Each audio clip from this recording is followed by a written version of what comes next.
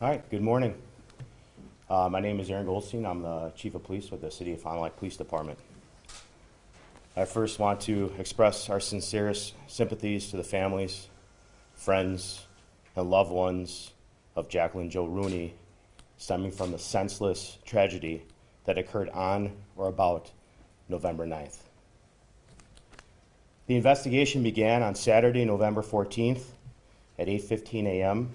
when we responded to 70 East Merrill, apartment number 4, for a welfare check on Jacqueline.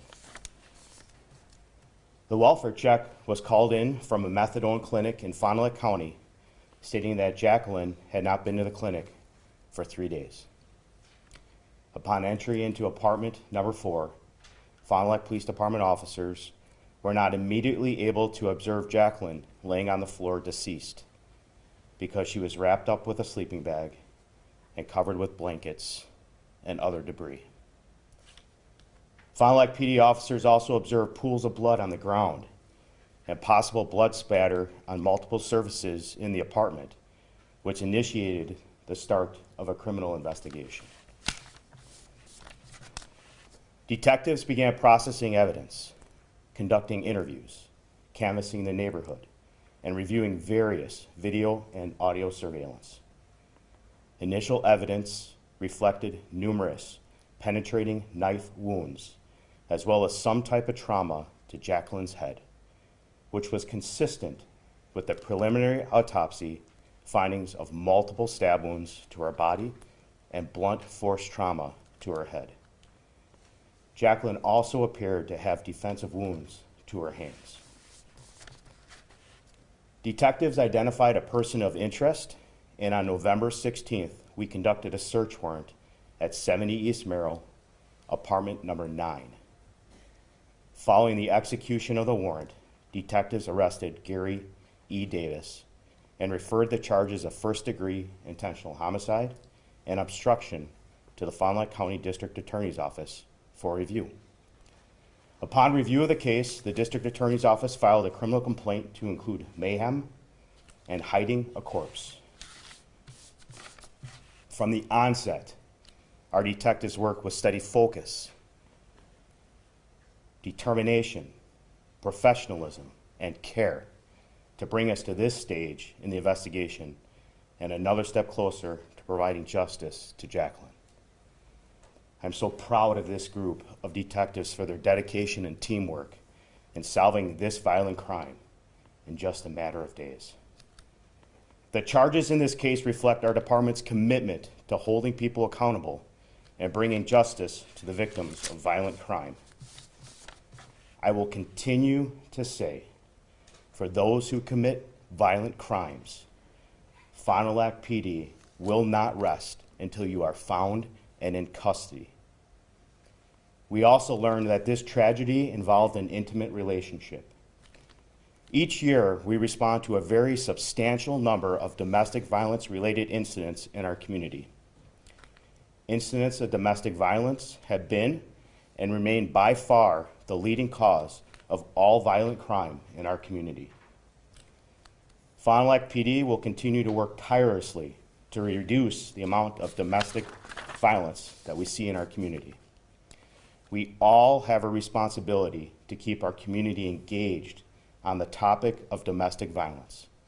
And this is a heartbreaking reminder that we remain committed to those efforts. Although there has been significant developments and criminal charges are now filed in this case, the investigation remains ongoing and is still very active.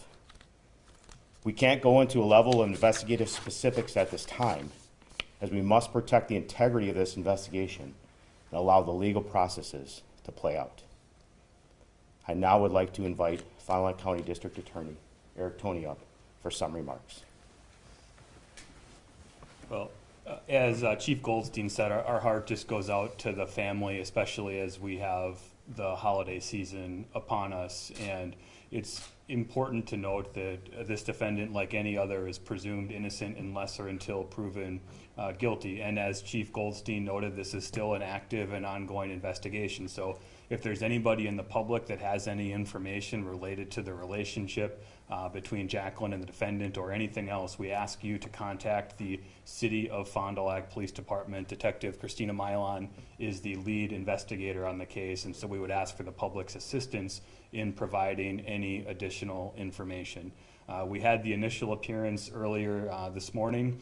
The judge set cash bail at $2 million with various other conditions and a commitment to keeping our community safe. As Chief Goldstein said, when people commit acts of violence in our community, we will not rest until they are held accountable and fighting for I often say, a small measure of justice for a family and friends of the victim, because we can never bring that loved one back. But we've got an outstanding investigative team, the detectives and officers at the City of Fond du Lac Police Department, but also our law enforcement as a whole here in Fond du Lac County and across Wisconsin, that work tirelessly to find justice on behalf of families, and that's exactly what we will continue to do as we allow this court process to play out. And I've noted, all defendants are presumed innocent unless or until proven guilty.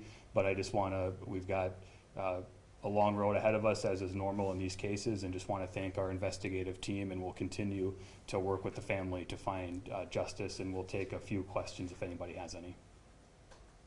I want to get the timeline a little bit more straightened out. When was that welfare check copied out again? So I think that's reflected in the criminal complaint. As Chief Goldstein said, we're not going to get into a lot of the specifics of the investigation. We don't want to litigate a case through the media, but it is important that we provide some updates and information to the public.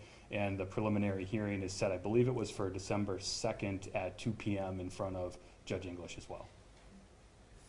So it sounds like this happened when the victim wanted to end the relationship. What advice do you have for other women who find themselves in a situation like this? So we do have some resources here in Fond du Lac, whether it's a solution center or other areas, to work with to try to make sure that you can safely get out of a relationship. Law enforcement can be an excellent resource to make sure to reach out. We've got outstanding police officers, detectives throughout the county, and just to make sure that if somebody is looking to leave a relationship, there are those resources to help them do so safely. And one of those steps can be contacting law enforcement. That doesn't always mean there will be an arrest, there will be a conviction or charges, but law enforcement can help get that individual to those particular resources that we have in our community. And Chief, I don't know if you want to add anything. So Greg, it's a great question, and one of the things that we have made a priority over the last few years is domestic violence, and we have as an added responsibility right now in our patrol division that we have domestic violence intervention trained officers, and they make a lot more context when we go to things that are like domestic trouble that don't rise to the level of a crime, and they get those resources out, and we can really leverage our resources. This is a resource-rich community, from SSM Health to Solution Center to St. Catherine's. We have incredible partners that help us. As you know, domestic violence, it's not easy to walk away. There are many reasons why somebody stays in a relationship, from family to financial to status, and we help them through that process. So what we are looking for in the future as one of our strategic goals is we're actually going to have a full-time domestic violence intervention trained officer that is actually going to focus even more on what is our leading cause of violent crime. I have a question to kind of go off that. In dealing with domestic violence cases, how often does just, this, the defendant has a history of domestic violence?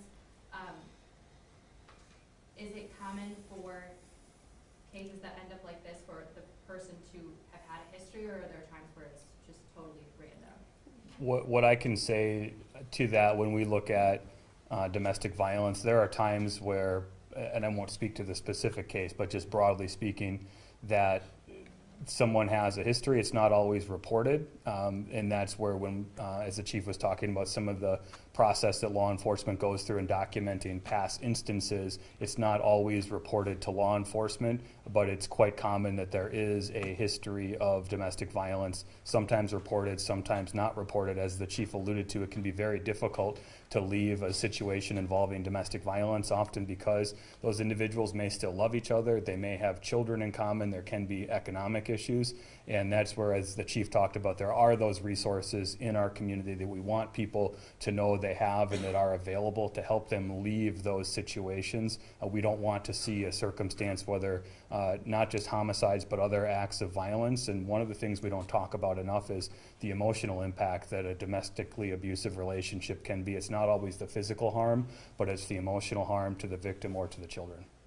And we know that with the domestic violence victim, the family also goes through this. Is the department or anyone offering any resources right now to the family? So in the district attorney's office across Wisconsin, we have a victim witness office that adds a resource to the court process and what that looks like. There's also crime victim compensation through the state and other resources that DA's offices will work with the families on to direct them to resources that might be available.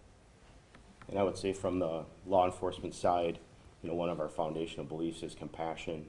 And I can tell you in this case, as I looked in the eyes of family and a friend that is over there, our detectives are with the families and those that are impacted along the way, keep them as updated as they can through the investigation, because the impact is not known. They usually say that if a crime happens to one person, it can go out to like 140 different people that are impacted, including our community. This impacts our community. This happened in such an incredibly safe and beautiful community, and we're here for the family. Thank you so much. Oh, you have one more question? I have another just timeline clarification question. So the welfare check was conducted 3 days, or when the victim didn't show up to the clinic for 3 days, correct? So we're not going to get into the details. We've got a criminal complaint that's released that has some of that information. So as I said before, we're not going to litigate the case through the media, but we do want to provide some basic information, as well as asking the public for assistance if they have any more information related to the relationship or other information that might be helpful to law enforcement. So thank you so much. Just on the bill, $2 million, why on that number? I thought it was appropriate given the nature of the particular charges, the potential penalties.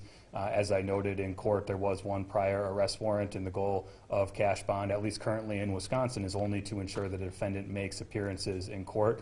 And given the circumstances of this case, it felt like an appropriate number to ensure that the defendant would make appearances in court. We do have some efforts going on right now to change the Wisconsin Constitution so we can consider the dangerousness of a defendant when a judge is setting bail, and some other proposals that I hope we'll see in the upcoming legislative session, but that's a discussion for a different day. Thank you. Thank you.